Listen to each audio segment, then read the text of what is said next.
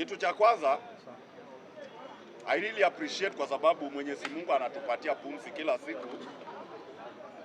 Ingawa huenda tuko on the same level, huenda tujaridhika kwa maisha, but at the end tunapata nafasi tukuja hapa, tunaongea as a family. On issue of what happened in Ojwang's funeral procession,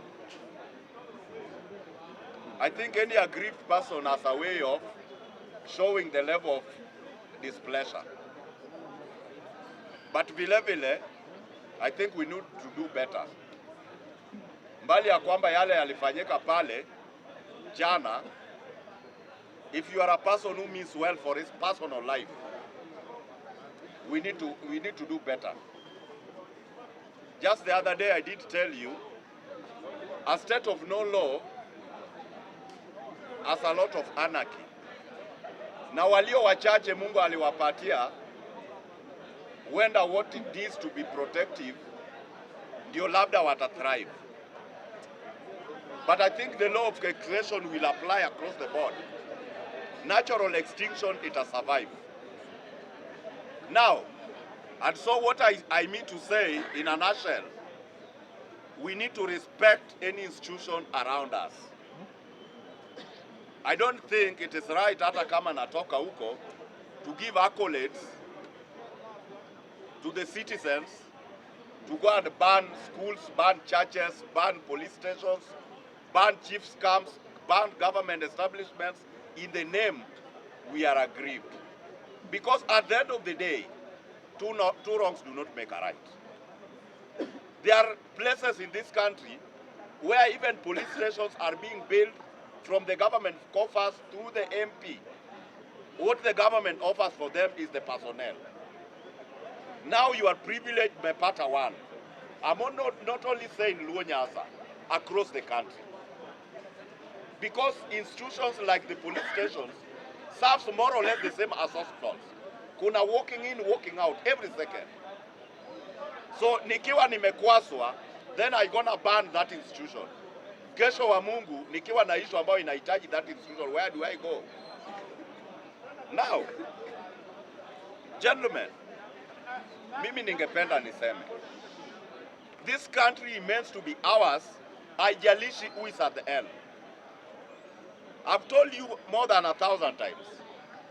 At the end of the day, Mheshimiwa William Samoei Ruto atatoka kwa hiyo ofisi. Haijalishi ni lini. Constitutional wise, tutaenda 2027. Whichever outcome itatokea, atabaki ama atatoka. But even before that, sisi si Mungu, hatujui what will happen next. Now the biggest question is, in an event hiyo ofisi imebaki vacant kesho, sisi ambao everything we believe, it is because of Mheshimiwa Ruto that our life is not fulfilled. Are we going to get satisfaction? That's a rhetoric question. Kila mmoja ajiulize. Hata ikienda 2032, the end game Mheshimiwa Rais baada atatoka tutapata mwingine. Now the biggest question, how are we going to fulfill what we are expected to fulfill in daily life? Sometimes when we talk, tutoe utoto kwa vitu zetu because we do not have kids here. Now Social Justice Movement Forum is not about an individual funding it.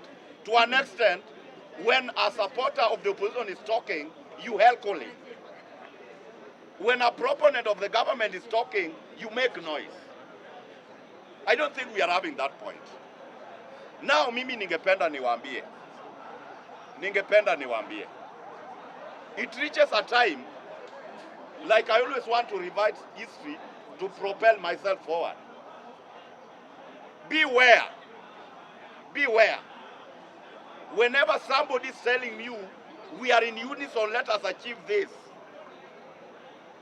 As a person, interrogate the concept, let it have your personal discussion, then ufanye verification. Hii kitu huyu jamaa ananiambia, is it realistic, accurate and achievable? Because that's what the goal entails. Kwa nini nasema hivyo? Leo hii, mtu yeyote akitoka nje, ama anataka power, be it from the church, be it from the political class. They'll tell you how the Ruto's government is not giving out employment. They'll tell you how the cost of living has hiked. But now the biggest question is, tuunganike, tutoe hiyo serikali dhalimu kusudi tuweze kutatua haya. How? That's the biggest question as an individual, not collectively. You need to ask yourself, kabla hujajiunga na hiyo mbogi. Kwa nini nasema hivyo? If somebody tells you, inatakikana sisi kama wananchi watukufu tutoe serikali because the government is not giving us employment, the biggest question inatakana ujiulize, fine tumeitoa, yeye ataleta hizi employment how? Kuna realistic approach of how we handle things. Kwa sababu tukiongea kuhusu ajira, not holistically a conducive environment to create employment, to give out employment, even the way they want as a frame. Now, the biggest question is, with our young people graduating in our tertiary institution, whichever level, where are these people going to be employed? Let me take a case scenario. Eugene Wamalwa is the next president. Where is Eugene going to install these people? Now, on the cost of living, Mheshimiwa Emilio Mwai Kibaki took the helm of this country when our tax collection from the previous Moi regime was standing at 200 billion. Then we did have a tangible debt either domestically or externally. Right now, we have a feasible tangible debt amounting into trillions. So when somebody tells you, we are going to give you a workable cost of living, pasipo kufactor in our elevation per capita wise, is this person helping you? Because it is like telling you, we are going to exist bila kusanya usuru. How? So meaning we are going to default on our debt obligations. Mimi ningependa niwaambie young people, Kiongozi, just 1 minute. I'm always very sober. Mimi ningewaomba kuambia, more so young people. I major much on young people because that's what I do. Kando na my right things or IGA. Mimi ningependa niwaambie, we had a young unit created here. Hii inaitwa minority, walikuwa wanaita Mungiki. Mungiki did osmote from nowhere. Ilibuniwa na walio wachache ambao walikuwa na agenda. Then ukitaka kuweka new car kwa route, unatoa 50,000 or anywhere, not going to the government but to an outfit. Ukitaka kupaka rangi, unatoa cash. Ukitaka kuhamisha from one floor to another one, unalipa. Ukitaka kupanda miti, unalipa. The end game ilikuja ikakula wenye walikuwa wana participate. That's the kind of culture we are inculcating.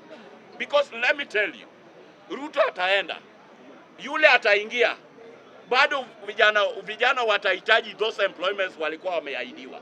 Na haitawaka. Bado mtataka muishi bila kulipa ushuru, hii mnasema serikali ya Ruto ni dhalimu. Haitawaka. The end game tutauana. Mimi ningependa niwaambie mwisho, if it has to be, it is up to you. Picketing, let Esther Passaris and her colleagues in parliament knows chapter 4 can never be amended pasipo sisi kuenda kwa referendum. Let them take care of our institutions and our laws, social setups, concept papers, and in the bylaws, the penal code, ziheshimiwe hivyo. What Kenyans need is moral evaluation and upgrading. Lazima tuwe na latitude of how we run this country from individual basis, not collectively. But mwisho Mr. Speaker, if they think kwamba kutuambia serikali is the enemy, we know where the enemy is. Na kama wanataka, tutajiunga na young people and we'll tell them the truth. It is not feasible. Mtu ana watoto wawili, amefuga dogi 10 German Shepherd, wanakula 20,000 every day, and a young person anaenda kazi na anamwambia huna kazi. Kama ni ngumu, tutaganya hizo mali zao. Watu waanze fresh, ndio mtu asimwambie mwingine huyu ndiye anawadhalimu. I think we need to bring this country the right way. Mtu anafanya kazi kama procurement officer.